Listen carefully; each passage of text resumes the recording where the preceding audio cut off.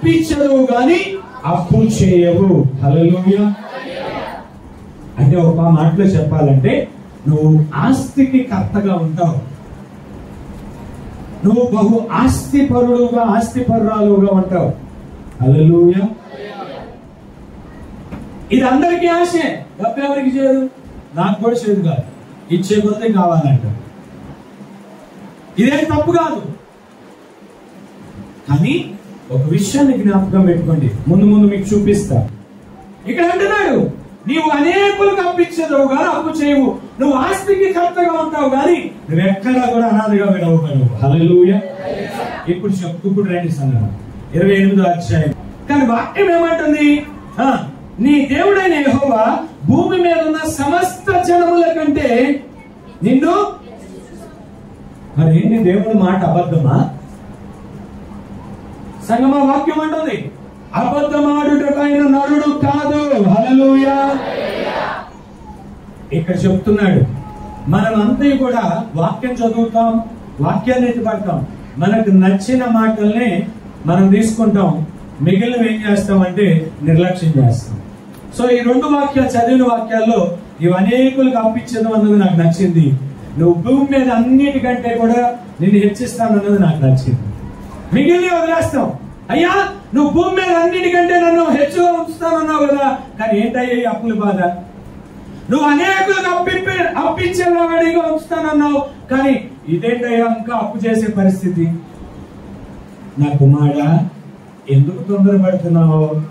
ఆ పైన ఏమి రాసి ఉన్నాయి అవి చూడట్లేదేంటి? ఇక్కడ కూడా అంతే. భూ సంబంధమైన వాటి వైపు మనసు పెడుతున్నావు సంగమా. పర సంబంధమైన వాటి వైపు మనసు పెట్టాలి. నువ్వు భూ సంబంధమైన వాటి వైపు చూస్తున్నావు కానీ పర సంబంధమైన వాటి వైపు చూడట్లా. హల్లెలూయా.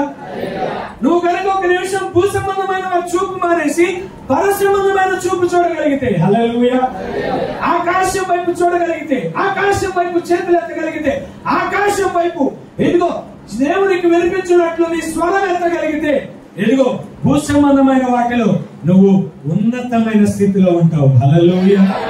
అదే చెప్తున్నాడు ఇక్కడ. ఇప్పుడు పై భాగం అంటున్నాడు, మనం కింద భాగం చదివాం.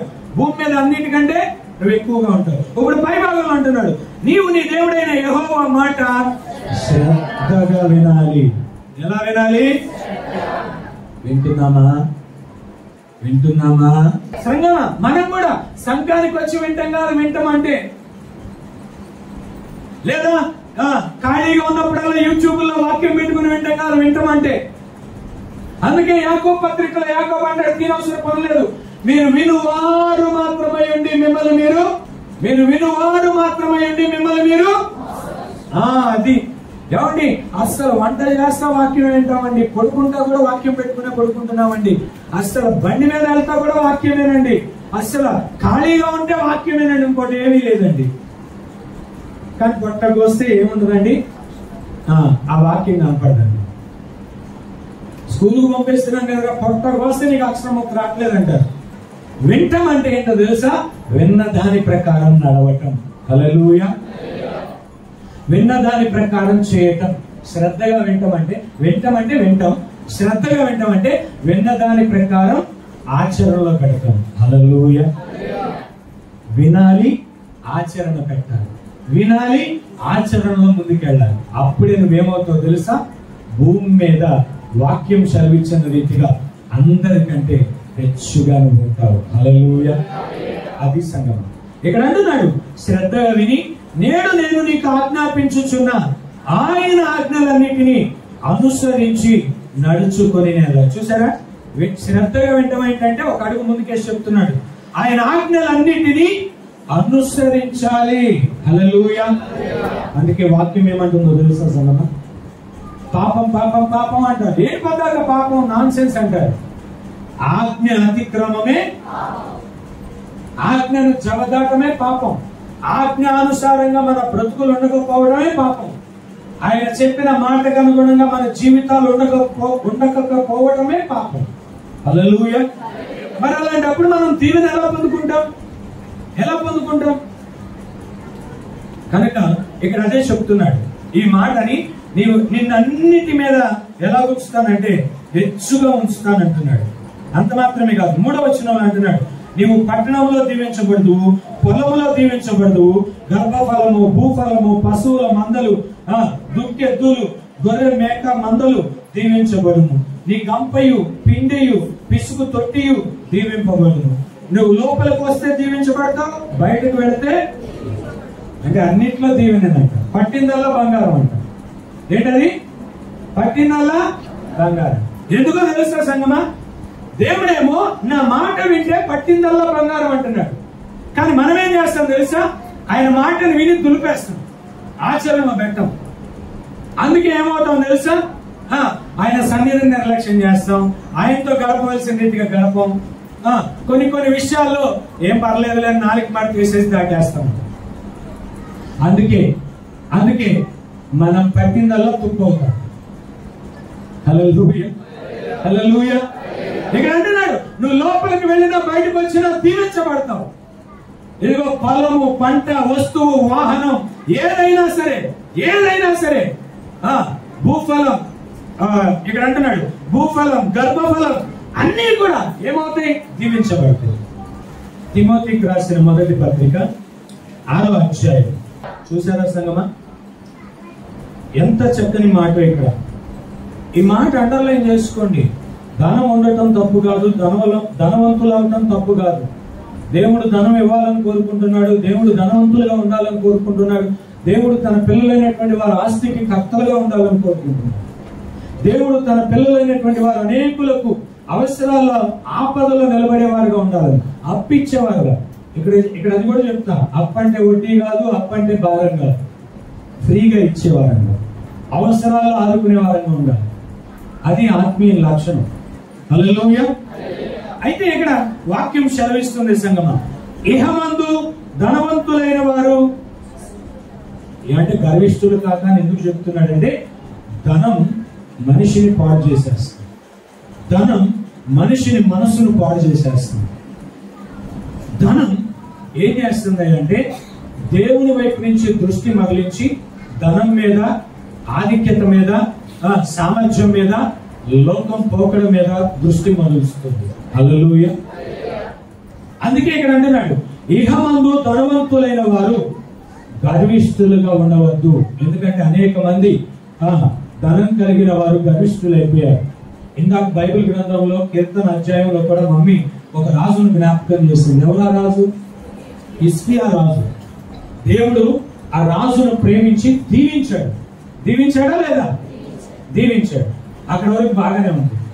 ఇంకా చెప్పాలంటే ఆ రాజు నువ్వు మరణం అవుతావని ప్రవక్త ద్వారా చెప్పినప్పుడు వెంటనే గోడ తట్టు ముఖం త్రిప్పుకొని పశ్చాత్తాపడ్డాడు, పరివర్తన చెందాడు. కాబట్టి ఏమైంది? ఆయుష్ కూడా 15 సంవత్సరాలు పొడిగించబడింది. కానీ ఏం జరిగిందో తెలుసా? ఇక్కడ హిజ్కియా ఒక తప్పు చేశాడు. ఏంటో తప్పు అంటే, దేవుడు ఇచ్చినటువంటి విస్తారమైనటువంటి ధనాన్ని, విస్తారమైనటువంటి సంపదను రహస్యంగా ఉంచుకోవాల్సింది పోయి నలుగురికి కనపడాలని, పొరుగు రాజులు కూడా తెలియజేయాలని వాణ్ణి పొరుగు రాజ్యంలో ఉన్న రాజుకు సంబంధించిన వాడిని పిలిచి, ఇదిగో నా ధనాగారంలో ఎంత ధనం ఉందో చూడండి, ఇదిగో దేవుడు నన్ను ఎంతగా దీవించాడో చూడండి అని అన్ని చూపించాడు. ఇదంతా నాకు దేవుని వల్ల కలిగిందని చెప్పలా. ఏమని అన్నాడు తెలుసా? నా దగ్గర ఎంత ఉందో చూడండి, జాగ్రత్త అన్నాడట. హల్లెలూయా. అంటే ఇక్కడ మనస్సున గర్వించి అని రాయబడింది. హల్లెలూయా. ఏంటది? నేను బయటికైతే గర్వించలేదు కానీ మనస్సును గర్వించాడు. సంగమా, మనస్సునే గర్విస్తున్నామంటే, మనస్సే మోసం చేస్తానంటే ఇక శరీరం మోసం చేయదా? అందుకే పౌలు అంటాడు, నా ప్రథమ శత్రువు నా శరీరమే, కనుక దీన్ని ఏం చేస్తున్నాను? నల్లగొట్టుకుంటున్నాను. హల్లెలూయా. సంగమా, ఇక్కడ వాక్యం అంటుంది, ఇహమందు ధనవంతులైన వారు గర్విష్ఠులు కాక, ఇంకొక మాట చెప్తుంది, మెలకువ చెప్తాంది, అస్థిరమైన ధనమునందు నమ్మిక ఉంచగా సుఖముగా అనుభవించుటకు సమస్తమును మనకు ధారాళముగా దయచేయు దేవుని యందే నమ్మిక ఉంచండి. హల్లెలూయా. ఏం చేయాలి? అస్థిరమైన దాని వైపు నీ మనస్సును త్రిప్పుకోవద్దు. స్థిరమైన దేవుని వైపు, దేవుని సన్నిధి వైపు నీ మనస్సును త్రిప్పుకో. అప్పుడు నీకేది కొరతగా ఉందో అది సమృద్ధిగా మలచబడుతుంది. ఒకవేళ ఏదైతే మన అజ్ఞానంతో చేశామో వాటిని దేవుని ఎదుట పరివర్తన చెంది పశ్చాత్తాపడి దేవుని ఎదుట ఒప్పుకోలు చేసుకుంటే మన ఆర్థిక పరమైన రుణభారాలు ఆకాశము తెరవబడుతుంది. ఆకాశ ధరణి నుండి తెరవబడుతుంది. ఒక ద్వారం ఆటోమేటిక్ గా మన అప్పులు తీర్చబడతాయి. హల్లెలూయా. ఎలా? అల్లావుద్దీన్ అద్భుత దీపం అనుకుంటారేమో కొంతమంది. మొట్టమొదటిలో సామర్థ్యాన్ని దేవుడు కలగజేస్తాడు. హల్లెలూయా. ఏంటది? సామర్థ్యాన్ని దేవుడు కలగజేస్తాడు. సంపాదించుకునే సామర్థ్యం, ఎక్కడ పోగొట్టుకున్నామో అక్కడ రాబట్టుకునే సామర్థ్యం, అటువంటి జ్ఞానాన్ని దేవుడు ఇచ్చి నడిపిస్తాడు. చూసారా? మనమేమో దాచుకుంటూ ఉంటాం. దాచుకోండి, తప్పులేదు. ఎందుకంటే మన తర్వాత మన పిల్లలు బాగుండాలి, మన తర్వాత మన మనవ సంతతి బాగుండాలి. ఎంతవరకు అంతవరకు. మిగిలింది ఏం చేయాలో తెలుసా? లేని వారికి, అవసరతలో ఉన్న వారికి ఇవ్వు. విత్తు, తగిన కాలం నువ్వు పంటకు వస్తావు. హల్లెలూయా. సంగమా, అనుకుందాం. ఎంతకాలమో తెలుసు, తెలీదు. మనిషి జీవితం ఏ పాటిది అంటే ఇంతలో కనబడి అంతలో మాయమైపోయే. కానీ మన ఆలోచన ఎలా ఉంటుందో తెలుసా? నా తర్వాత నా పిల్లలు మాత్రమే కాదు, పిల్లల తరాలు. పిల్లల తరాల వరకు రాస్తే అప్పటి తర్వాత పిల్లలు విస్తరిస్తారుగా. మనవ సంతతికి లేకపోతే లేకపోయింది. ఇక్కడ ముందు కళ్ళ ముందు అవసరతల్లో ఆపదల్లో ఉన్న వారికి ఎంతో కొంత ఆదుకోవచ్చుగా. మీకు ఉన్నది మాత్రం ఇమ్మని చెప్పట్లా, కొంత. హల్లెలూయా. అందుకే ఏమంటున్నాడు తెలుసా? ఇదే జ్ఞాని అయినటువంటి సొలొమోను, సోమరి చెముల ఎత్తుకు పోయి నేర్చుకో. ఏమంటున్నాడు? సోమరి చెముల ఎత్తుకు పోయి. ఎవరు సోమరి అంటే? ఏమీ చేయకోకుండా ఉన్నాటిని కూడా అవచేస్తూ, ఉన్నాటిని కూడా నిరుపయోగంగా ఉంచుకునేవాడు సోమరి. అయితే సంగమా, ఇక్కడ కష్టకాలంలో ఉన్నవారు, ఇరుకుల్లో ఉన్నవారు దేవుని మీద ఆనుకున్నట్లయితే, దేవుణ్ణి హత్తుకున్నట్లయితే వారు ఏమవుతారు తెలుసా? నీతిమంతుడు, అక్కడ రాయబడి ఉంది కింద వచ్చిన వాళ్ళు, యెహోవా నామం బలమైన దుర్గము, నీతిమంతుడు అందులోనికి పరిగెత్తి సురక్షితంగా. సంగమా, నీతిమంతులు ఎవరు లేరు. కానీ దేవుని యందు విశ్వాసం ఉంచి, దేవుని మాట యందు లక్ష్యం ఉంచి, దేవుని మాట యందు నమ్మిక ఉంచి, దేవుని మాట ప్రకారం వారి జీవితాలను, వారి విధానాలను, వారి పద్ధతులను మార్చుకుని ప్రయాసపడేవాడు బలంగా ఉంటాడంట. హల్లెలూయా. ఇన్సెన్స్ పడిపోయినా లేపబడతాడు, ఇరుక్కుపోయినా లేవనెత్తబడతాడు. నడి సముద్రంలో అప్పుల ఊబిలో కూరుకుపోయినా తప్పు అయిపోయిందని లెంపలేసుకుని బుద్ధి వచ్చిందయ్యా, బుద్ధి ఇవ్వయ్యా అని చెప్పి దేవుని మీద ఆధారపడితే దేవుడు ఆ అప్పుల ఊబిల నుంచి లేవనెత్తి ఒడ్డునేస్తాడు. హల్లెలూయా.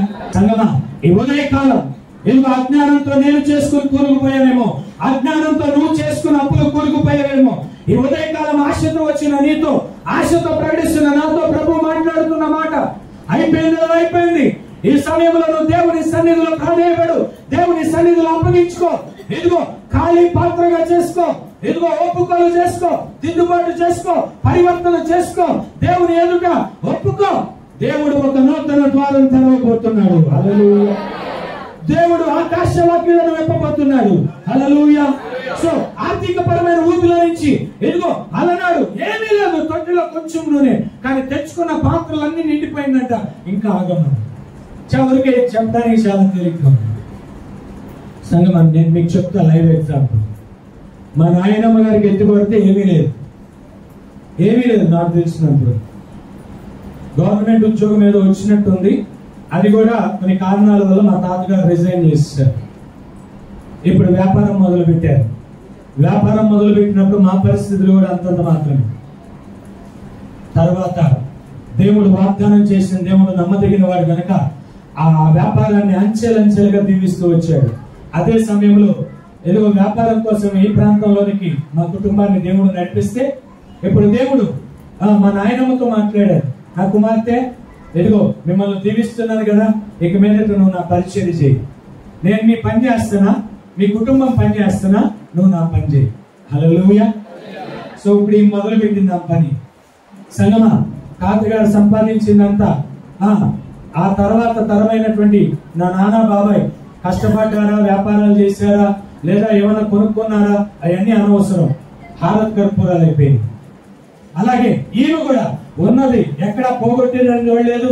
ఈమెకున్నది ఎంతసేపు లేని వారైనటువంటి వారికి, అవసరతలో ఉన్న వారికి, ఆపదల్లో ఉన్న వారికి ఏం చేసిందో తెలుసా? పంచి పెడుతూ వచ్చింది. హల్లెలూయా. సంగమా, మందిరం కట్టాలంటే అప్పు చేసి కట్టింది పిచ్చి రోజుల్లోనే. పోయేటప్పుడు కూడా అప్పు ఉంది. అది తాతగారు ఆ రోజుల్లో ఉన్న స్థలాన్ని అమ్మి ఆ అప్పులో కొంత తీర్చారు. కొంత అప్పుతో ఆ రోజున మొదలయ్యా. ఇవాళ అంచెలంచెలుగా ప్రభు పరిచర్యను విస్తరింపజేస్తూ వచ్చాడు. అంచెలంచెలుగా ఆ రోజున్న పరిస్థితుల కంటే ఇప్పుడు భిన్నమైన పరిస్థితులు గుండా నడిపిస్తున్నాడు. ఈ రోజున కూడా అప్పులు పెరుగుతూ వచ్చినాయి. పరిస్థితి పరిచర్య విస్తరిస్తూ వచ్చింది. అప్పులు కూడా కొంత పెరుగుతూ వచ్చినాయి. కానీ ఈ రోజున దేవుడు ఎక్కడా విడిచిపెట్టలేదు. హల్లెలూయా, హల్లెలూయా.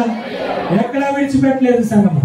ఆవిడ కార్చిన కన్నీరు కావచ్చు, ఆవిడ కార్చిన విత్తనమే, ఆవిడ నాటిన విత్తనమే కావచ్చు, ఆ రోజున అక్కర్లో ఉన్న వారిని, పేదవారిని ఆదరించిన కార్యక్రమమే కావచ్చు, ఈ రోజున అది నా కుటుంబాన్ని పోషిస్తుంది, సంఘాన్ని పోషిస్తుంది. హల్లెలూయా. గుర్తుపెట్టుకోండి. ఇంకా చెప్పాలంటే మా తండ్రి ఇంటి వారిని కూడా ఇంతకి ఏమంటారు, బైపాస్ అయి 25 సంవత్సరాలైనా కూడా ఇవాళకి కూడా ఆయన వర్క్ చేసే సామర్థ్యాన్ని దేవుడు ఇచ్చారు. కష్టపడే సామర్థ్యాన్ని దేవుడు ఇచ్చారు. రూపాయి ఇప్పుడు కూడబట్టి ఒక స్థలం కొనుక్కోవడానికి, భవిష్యత్తులో ఉపయోగమైతే చర్చికి కూడా ఇవ్వడానికి సిద్ధంగా ఉన్నారు. హల్లెలూయా. దేవుడు అలా కార్యం జరిగిస్తూ వస్తున్నాడు. హల్లెలూయా. ఎక్కడ విడిచిపెట్టాడు దేవుడు? అప్పులు కూడా తీరుస్తూ వచ్చాడు. నేను చెప్తాను, ఇంకా ఎందుకో సంవత్సరాలు దొరుకుతున్నాయి, అప్పులు తగ్గుతూ ఉన్నాయి, పెరగట్ల, అప్పులు తగ్గుతున్నాయి. ఇప్పుడే చెప్తాను సంగమా, మొదట్లో చూస్తే నేను బయట ఇప్పించిన వారికి కానీ, నేను చేసినవే కానీ మొత్తం 1.5 అప్పు నాది. తెలుసా? ఇప్పటి వరకు ఎవరికి చెప్పలా. నా అప్పు 1.5. దేవుడి ఈ రోజున మీ అందరి ప్రార్థన ఫలితం దేవుని ఎదుట నేను ఒప్పుకుంటూ మీరు నా కొరకు చేస్తున్న ప్రార్థన ప్రయాసం, అలాగే అడప మీరు కష్టార్జితంలో నుంచి ఇస్తున్నటువంటి ఆ కానుకల ప్రయాసంలో నుంచి ఈ రోజున నా అప్పులు లక్షల్లోకి వచ్చింది. హల్లెలూయా. ఆ లక్షల్లో అప్పులు కూడా నా సొంతానికి 10 పైసలు అయితే మంచితనంతో అవసరతలో అక్కర్లో ఉన్న వారికి ఇచ్చింది 90 పైసలు. అయినా నాకు విశ్వాసం ఉంది. నా దేవుడు నమ్మదగిన వాడు. నా దేవుడు నన్ను లేవనెత్తుతాడు. నా దేవుడు నన్ను విడిపిస్తాడు. హల్లెలూయా. ఈ మధ్యలో ఎన్నో ప్రయాసాలు పడ్డా, అయిన వారిని, కాని వారిని, తెలిసిన వారిని అందరిని అడిగా. ఒక్కళ్ళు ఏమనన్నా నా దేవుడు నన్ను విడిచిపెట్టలేదు. హల్లెలూయా. ఇప్పటికి కూడా అప్పులు తీర్చుకునే సామర్థ్యాన్ని దేవుడు నాకు ఇస్తున్నాడు. హల్లెలూయా. అది నా దేవుని గొప్పతనం. ఈరోజు నీకు ఎందుకు ఆ ద్వారం తెరవబడలేదు అంటే ఇంకా కూడా నువ్వు ఆయాసపడుతూ ఉన్నావు, ఇంకా కూడా నువ్వు అజ్ఞానంతో వెళ్తున్నావు. ఇంకా ముందుకు వెళితే సంగమా, ఇక్కడ కొన్ని ఉదాహరణలు నేను మీకు చూపించాలని ఆశపడుతున్నాను. చూడండి ఒకసారి. మత్తయి సువార్త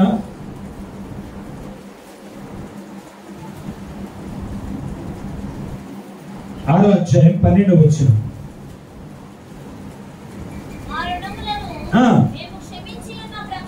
మా రుణములను మేము క్షమించి ఉన్న ప్రకారము మా రుణములను క్షమించుము.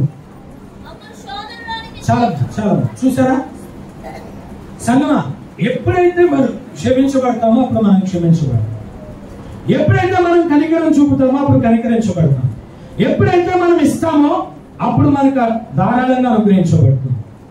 అందుకే ఏది విత్తుతామో మాట్లాడవేంటి అది. అందుకే సంగమా, ఇచ్చేది 10వ భాగంతో ఆపకూడదు, ఇచ్చేది కృతజ్ఞతార్పణతో ఆపకూడదు, ఇచ్చేది ప్రతిష్టార్పణతో ఆపకూడదు.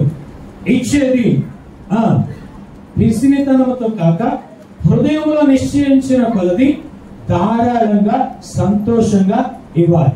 సంతోషంగా ఇచ్చేవారిని దేవుడు ప్రేమిస్తాడు. నేను గడిచిన వారంలో మీకు ఆ రిఫరెన్స్ చూపించాను. సంతోషంగా ఇచ్చేవారిని దేవుడు ప్రేమిస్తాడు. చూసారా?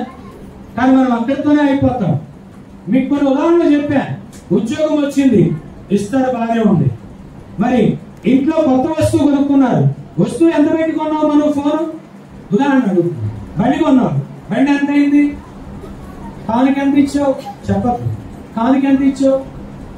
దేవుడు నీకు 1,50,000 పెట్టి బండి కొనుక్కునే సామర్థ్యాన్ని ఇచ్చాడు. నువ్వు తిరిగి కానుక చెల్లించావా? కృతజ్ఞత కానుక ఇచ్చావు 100 రూపాయలు.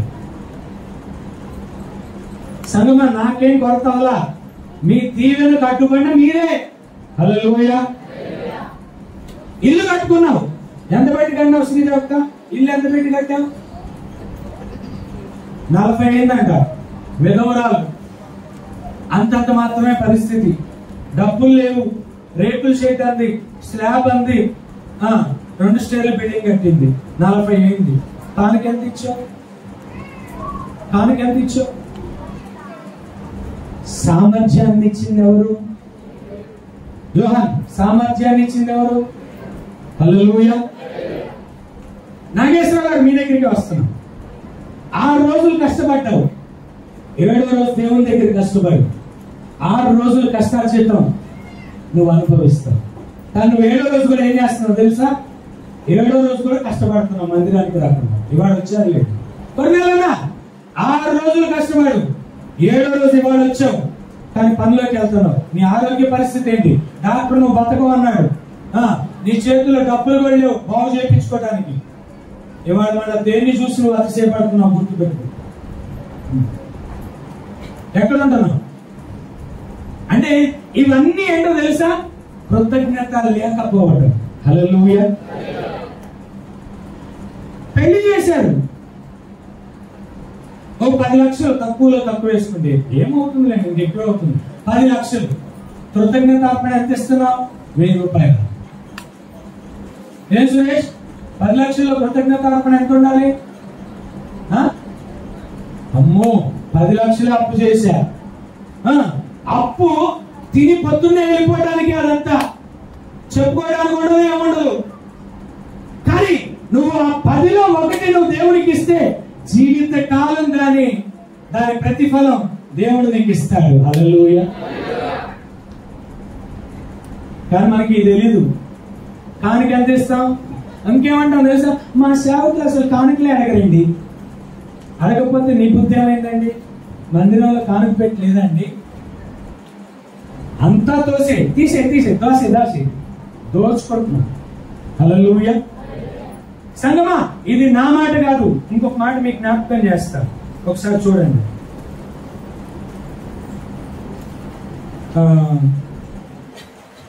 మత్తయి సువార్త 18వ అధ్యాయం 27వ వచనం.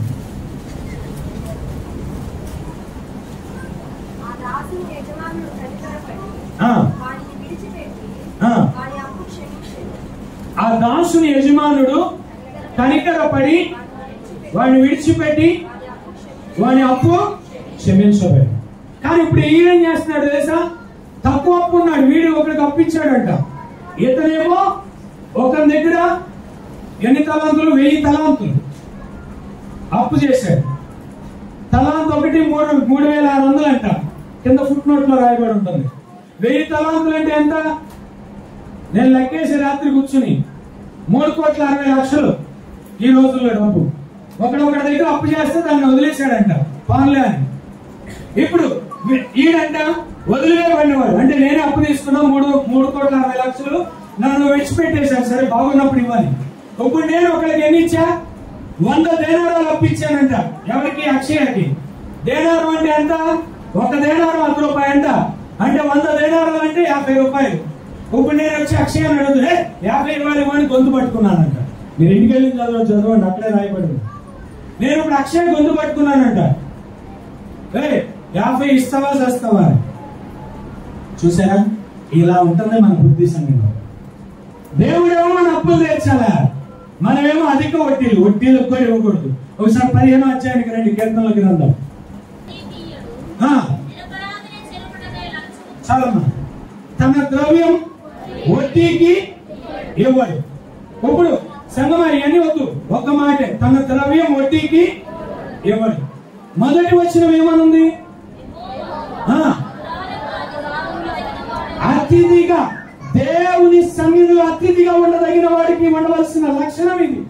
మరి లక్షణం ఉందా నాకు మీకు? అదేంటండి? అప్పిమ్మని చెప్పారు కదా. దేవుని యందు భయభక్తులు కలిగిన వాడు అప్పు ఇచ్చేవాడుగా ఉంటాడు కానీ అప్పు తీసుకోవడం ఉంది కదా. మరి అప్పే ఇచ్చామండి, అప్పు ఊరికే ఇస్తే విలువ ఉంటుందండి? మనకేవాడైనా ఊరికే ఇస్తే బాగుండు, చేబదులుగా ఇస్తే బాగుండు. ఒక సంవత్సరం నాలాంటి నేనేమో ఎదుటాడికి వడ్డీకి ఇవ్వాలి.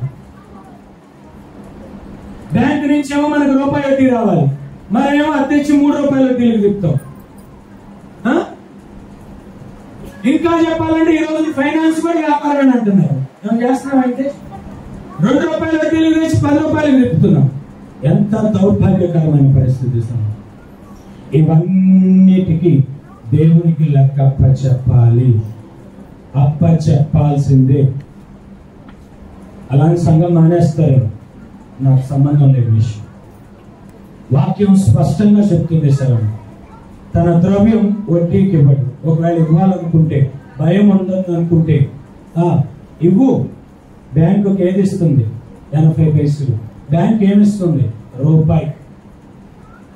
బ్యాంక్ ఏమిస్తుంది?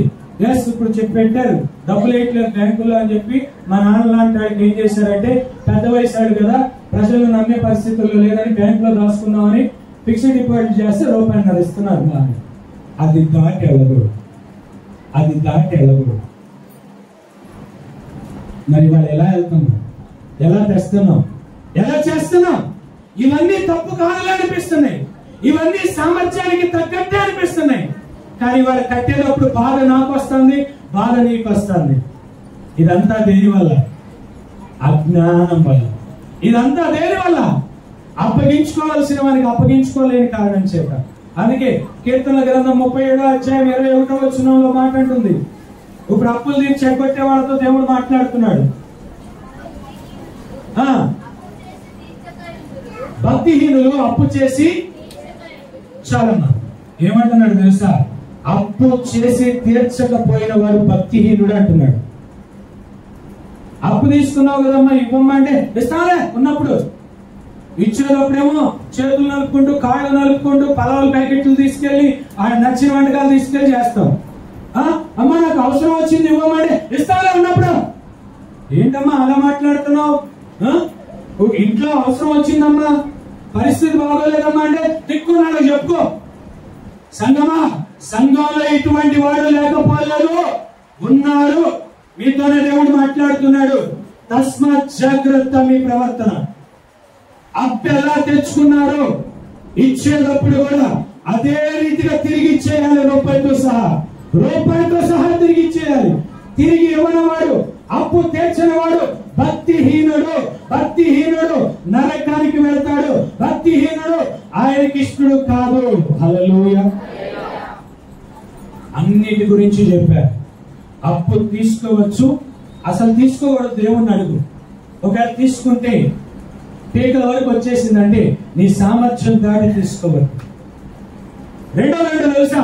తీసుకున్న తర్వాత నీ తల తాకట్టు పెట్టైనా సరే నువ్వు చెప్పిన సమయానికి ఇచ్చేయాలి, లేదా ప్రతిమలాడుకోవాలి, లేదా పుచ్చగించుకోవాలి, లేదా కన్విన్స్ చేయాలి.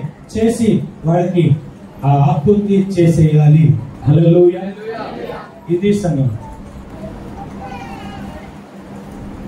సువార్త 14వ అధ్యాయం 28వ వచనం. మీలో ఎవడైనను ఒక గోపురం కట్టింపగోరిన యెడల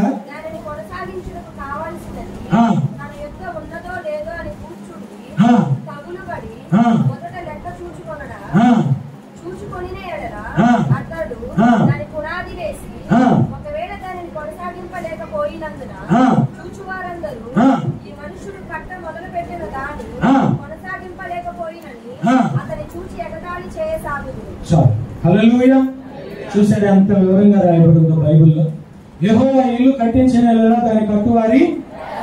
చాలా మంది అప్పు చేసి ఇల్లు మొదలు పెడతారు, ఆ ఇల్లు ఇవాళకు కూడా పూర్తవు. కొంతమంది అప్పు చేసి మొత్తం చూసి ఇల్లు పూర్తి చేస్తారు, నిదానంగా తీర్చడం కూడా మొదలు పెడతారు. ఇక్కడ అదే చెప్పబడింది. ఇక్కడ గోపురం అని రాయబడి ఉంది. దాన్ని మన వాడుక భాషలో నువ్వు ఒక వ్యాపారమే గాని, ఒక ఇల్లే గాని, ఏదైనా ఒక పని మొదలు పెట్టేటప్పుడు నిజమైన విశ్వాసి, నిజమైనటువంటి ఆత్మీయుడు, నిజమైనటువంటి ప్రార్థనా పరుడు ఏం చేస్తాడంటే దానిని విచారిస్తాడు, దానికి లాభ నష్టాలు బేరీజ్ వేసుకుంటాడు, లెక్క రాసుకుంటాడు, చూసుకుంటాడు, ప్రార్థనా పూర్వకంగా దాన్ని మొదలు పెడతాడు. మొదలు పెట్టిన దాన్ని దేవుడు ఏం చేస్తాడు తెలుసా?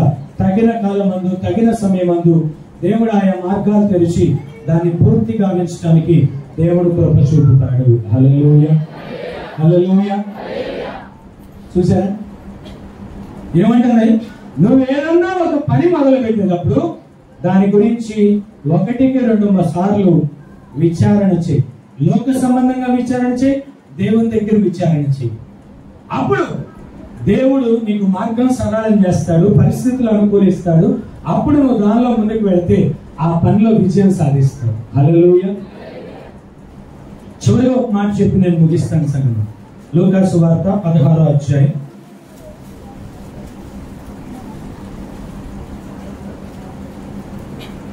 11వ వచనం. కాబట్టి మీరు అన్యాయపు సిరి విషయంలో నమ్మకముగా ఉండని ఎడల సత్యమైన ధనమును ఎవరు మీ వశము చేయరు. ఇది చాలా ప్రాముఖ్యమైన సంగతి. భూ సంబంధమైన ధనం, అక్కడకు రానటువంటి ధనం, లైన్ అయిపోయే ధనం, పాడైపోయే ధనం, దొంగలించబడే ధనం, తిరిగి రానటువంటి ధనం, అక్కడకు ఆదుకోలేనటువంటి ధనం వైపు నువ్వు మనసు పెడితే నిజమైన ధననిధి ఎవరు సొంతం చేసుకుంటారు? నిజమైన ధననిధి అంటే ఏంటో తెలుసా? యుగాయుగములు ఆయన రాజ్యంలో స్థానం సంపాదించుకుంటారు. హల్లెలూయా, హల్లెలూయా. అందుకే సువార్తల్లో కూడా రాయబడి ఉంది, ఏ యజమానికి కూడా 2 దాసులు ఉండనే అన్నమాట. అందుకే ఏ మనుషుడికి కూడా 2 దేవుళ్ళు ఉండకూడదంట. అందుకే ఏ మనుషుడైనా సరే సిరికి, దేవునికి, ధనానికి దాసులు కాకూడదంట. దేవుణ్ణి ప్రాధాన్యత ఇచ్చిన వాడు ధనానికి ప్రాధాన్యత ఇవ్వడంట, ధనానికి ప్రాధాన్యత ఇచ్చేవాడు దేవునికి ప్రాధాన్యత ఇవ్వడంట. హల్లెలూయా. దేవుడు మొదటి స్థానం ఇవ్వాలి, ధనానికి 2వ ప్రాధాన్యత ఇవ్వాలి. దేవునికి ప్రాధాన్యత ఇచ్చినట్లయితే ధనం మనల్ని వెంబడిస్తుంది. ధనానికి ప్రాధాన్యత ఇచ్చినట్లయితే దేవునికి దూరం అయిపోతాం. ఒకనొక రోజు నీ ధనం కూడా మన అక్కడికి రాదు. హల్లెలూయా. సో ఇదే సంగం అన్యాయపు స్థితి అంటే.